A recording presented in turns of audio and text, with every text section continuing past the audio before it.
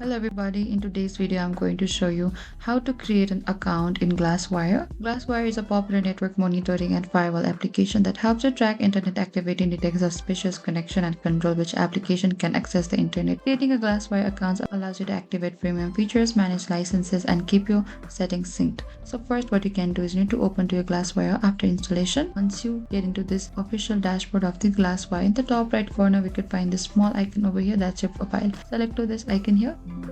Over here on this account you can find this either login or the sign up here. If you do not have an account, in order to create we can select to this sign up here. So over here you are required to fill up the basic credentials, your first name, your last name and your email address. Type down your first name. So select why you're using the GlassWire for. You can select either for the personal use if you're using for the personal, or you can also select to this business use here, and also state your country and select over here that you accept the term and conditions and also accept to this privacy policies in order to sign up here. And after you're done, select to this submit, and that is it. You can open to your GlassWire and you have successfully created an account in your GlassWire. Thank you for watching this video. I hope I could help you. Don't forget to like, share and subscribe. If you have any trouble or confusion, please comment down below and we will reach out to you very soon.